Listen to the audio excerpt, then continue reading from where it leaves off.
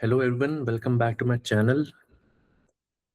तो लास्ट के कुछ वीडियोस में हमने बात की थी कुछ ऐसी कॉमन मिस्टेक्स के बारे में जो बिगनर्स करते हैं जब वो जिम जॉइन करते हैं, ट्रेनिंग जॉइन करते हैं। एंड फिर हमने बात की थी कुछ ऐसी चीज़ों की जो हेल्प करती हैं मसल बिल्डिंग में, जो चीज़ें मैंने भी फॉलो की थी और मुझे विजिबल रिजल्ट्स देखने को मिले थे in terms of strength building and muscle building.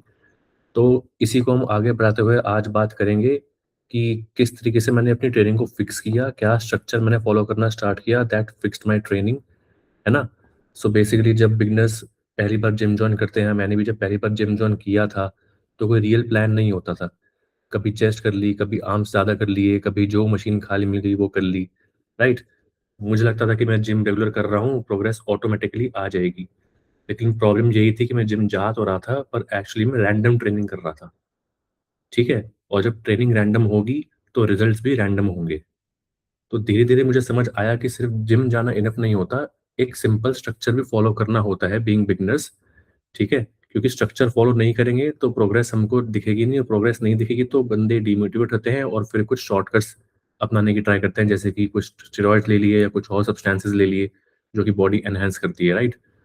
सो आज के वीडियो में मैं शेयर करूँगा कि बिगिनर होते हुए मैंने अपनी ट्रेनिंग को कैसे स्ट्रक्चर करना स्टार्ट किया और किस चीज़ ने मेरी वर्कआउट्स को फाइनली सेंस देना स्टार्ट किया। तो तो कुछ 6 या 7 पॉइंट्स मैं डिस्कस करूँगा आप लोगों से, जो कि बेनिफिट करेंगे आपको इन योर ट्रेनिंग जर्नी।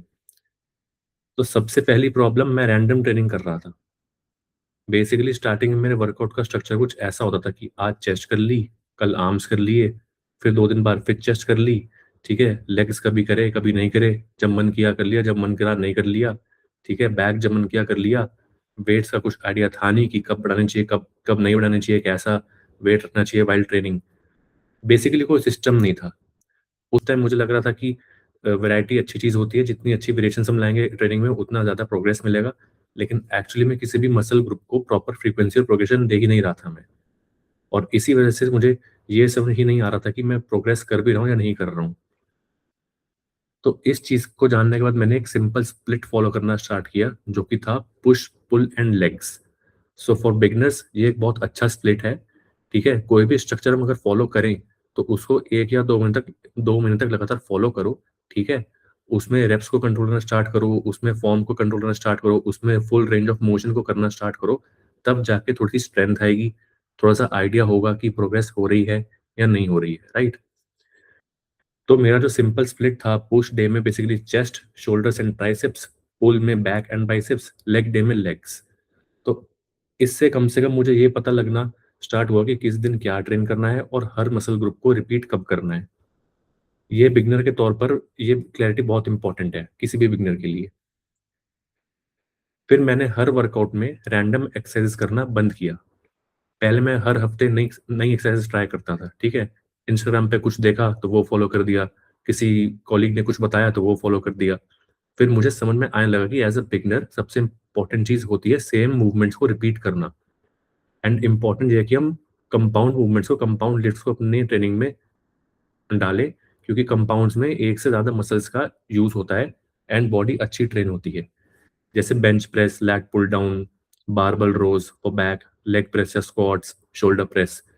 क्योंकि जब आप सेम मूवमेंट्स को कंसिस्टेंटली करते हो तो बेटर होते हो, तभी आपकी एक्चुअल प्रोग्रेस ट्रैक कर पाते हो। हर वर्कआउट को इंटरेस्टिंग बनाना ज़रूरी नहीं होता है, उसको इफेक्टिव बनाना ज़रूरी होता है, ठीक है? फिर आगे जाके मैंने सेट्स और रेप्स को ओवर कॉम्प्लीट करना बंद किया। एक और मिस्टेक जो मैं करता था वो ये थी कि मैं सेट्स को और रेप्स को इग्नोर करता था या अननेसेसरीली उसको कॉम्प्लिकेट बना देता था। अब मैं चीज़ों को सिंपल रखता हूँ। बेसिकली एज़ बिगिनर्स 3 या 4 सेट्स पर एक्सरसाइज और 8 से 12 रेप्स, या अगर बिल्कुल बिगिनर हो, फर्स्ट टाइम जिम जॉइन करा है, ट्रेनिंग जॉइन करी है, तो 15 से 20 रेपिटेशंस पे आप निकाल सकते हो, ठीक है?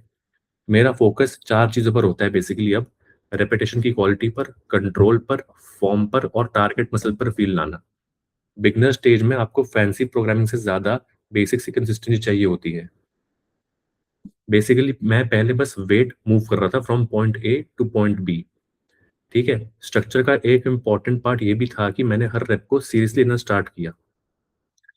अब मैं हर सेट में देखने की कोशिश करता हूँ कि क्या मेरा रेप कंट्रोल है या नहीं है? क्या मैं फुल रेंज ऑफ मोशन में मूव कर रहा हूँ या नहीं कर रहा हूँ? क्या मेरा टारगेट मसल काम कर रहा है या नहीं कर रहा है? बेसिकली अगर मैं लैट पुल डाउन यूज़ कर रहा हूँ, तो मुझे ये देखना ज़रूरी है कि मेरे लैट्स पर ही आ रहा है प्रेशर या मेरे आर्म्स और बाइसेप्स पर आ रहा है। अगर बाइसेप्स पर आ रहा है, इट मीन्स कि मेरी मूवमेंट सही नहीं है, मेरा फॉर्म सही नहीं है, कंट्रोल सही नहीं है।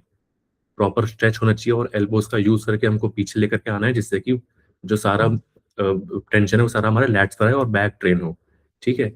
ये छोटा-सा शिफ्ट लगता है, बट ऑनेस्टली मेरा यही रियल ट्रेनिंग, यहीं से हमारी रियल ट्रेनिंग की स्टार्ट होती है। फिर मैंने प्रोग्रेस को प्रॉपर्ली डिफाइन करना स्टार्ट किया। पहले मेरे लिए प्रोग्रेस का मतलब होता था सिर्फ़ ज़्यादा वेट लिफ्ट करना, ठीक है? ये सोचना कि ज ज जब-जब मैं वेट्स बढ़ाऊँगा, डंबल्स का वेट बढ़ाऊँगा, बारबेल का वेट बढ़ाऊँगा, तभी मेरी रियल प्रोग्रेस होगी। अब मुझे समझ में आया कि प्रोग्रेस का मतलब होता है सेम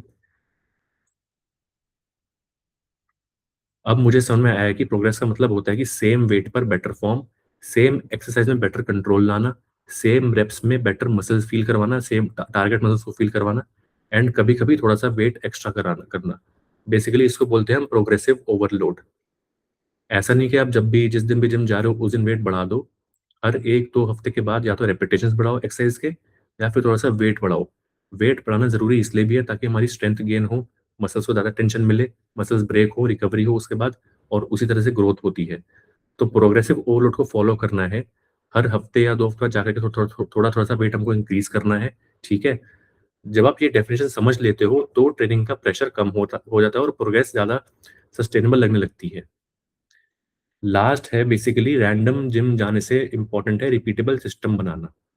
आज मैं कोई एक्सपर्ट नहीं हूँ, मैं भी एक बिगिनर हूँ, मैं भी अभी सीख रहा हूँ, लेकिन एक चीज़ क्लियर हो गई है, रैंडम वर्कआउट से रैंडम रिजल्ट्स ही मिलते हैं। अगर आप बिगिनर हो तो सबसे पहले एक सिंपल रिपीटेबल सिस्टम बनाओ। कॉम्प्लिकेटेड प्लान बनाने की ज़रूरत नहीं है, बस एक ऐसा स्ट्रक्चर चाहिए जो आप कंसिस्टेंटली हर रोज़ 7 डेज़ अ वीक फॉलो कर सको। और ऑनेस्टली मेरे लिए वही एक टर्निंग पॉइंट था। तो ये एक सिंपल सा स्ट्रक्चर था जिससे मेरी ट्रेनिंग को फाइनली डायरेक्शन मिलना स्टार्ट हुई थी। पहले मैं जिम जा तो रहा था लेकिन कोई रियल प्लान नहीं था। अब कम से कम मुझे पता तो है कि किस दिन क्या ट्रेन करना है, किस चीज़ को इम्प्रूव करना है और किस वजह से प्रोग्रेस आ रही है या नहीं आ रही है। तो मैं अभी भी बिगिनर हूँ और अभी भी बहुत कुछ सीखना बाकी है और ये चैनल बेसिकली उसी जर्नी को डॉक्यूमेंट कर रहा है। अगर आप भी बिगिनर हो और आपको लगता है कि रैंडम ट्रेन कर रहे हो तो होपफुली वीडियो आपको अच्छा लगेगा। और अगर आप ऐसे ही ऑनेस्ट बिगिनर फिटनेस कंटेंट देखना चाहते हो तो इस चैनल को सब्सक्राइब कर सकते हो। Thank you.